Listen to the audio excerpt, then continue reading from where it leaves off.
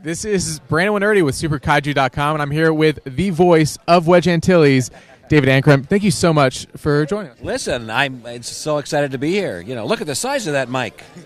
But yeah, this is very exciting to be at this All-Con, and so excited to have been called to do my voice back in Rogue One, which was such a thrill. Yeah, so let's talk about that for a second. You get the call to come back to Star Wars after 40 years, and what was the thought process? How did you kind of approach that? After I got up from the floor, you mean? Yeah. I wasn't having to think too much about it. I got to get an airline, just get out there because, and I really kind of got goosebumps because it's been 40 years, and so it was like, what a thrill to be a part of that. And when I got there, Disney Studios in Burbank, wonderful facility and the sound, and these wonderful voice actors. I was part of this group, but they singled me out to do a special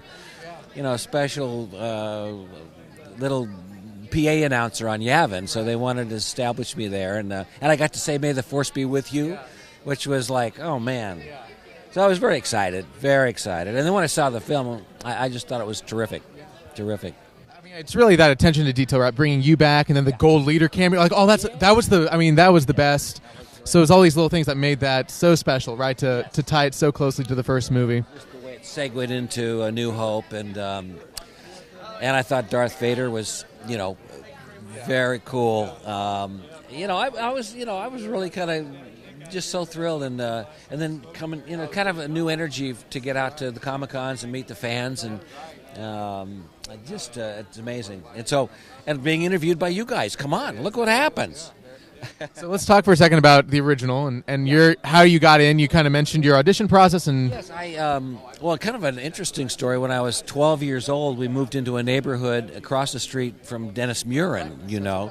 We became friends, and he made these little special effects films in his garage. I was one of the actors, and my little brother, and then years later, we'd moved and lost touch, and I see he just became brilliant at what he did with the miniatures, and I was a little part of that. It's just so cool to have that come around. But yeah, Fred Roos, who was helping them kind of consult in the casting, he brought me in to read for this kind of a robot. I don't know what the movie was. They were very secretive about it, and so I laid the tracks down and didn't hear anything for so long, and then they finally called me out of the blue to come in and voice Wedge, and the two Wedges.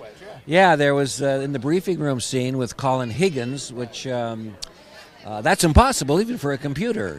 That I did that. Kind of want to segue my voice into Denis Lawson had the Scottish accent, and so there was three of us creating this character, and it seemed to work. He turned out to be a very cool character, and still around, survived. A survivor. So very, very excited. And both those guys, Denis and Colin, terrific actors, and I was thrilled to just be a part of it.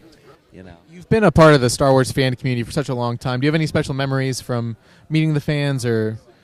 Listen, I've only done one celebration, and that was 10 years ago in London, which was a really terrific convention. And but the fans are so true. That's what makes this so special and makes this happen. Who knew it was going to take on this other world, and this other galaxy? Really, it's expanding, an expanding universe. Yeah, sort of like my stomach right now. But hey, this is.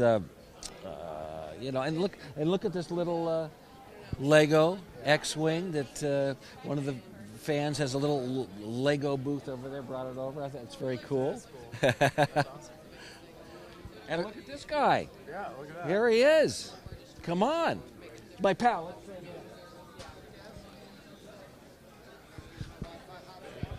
But that's what these conventions are all about. There it is. Yeah. Well, I really appreciate you taking the time and talking. Thank you so much. This was so great. Thank you very much. Yeah. May the Force be with you. There it is. Thanks.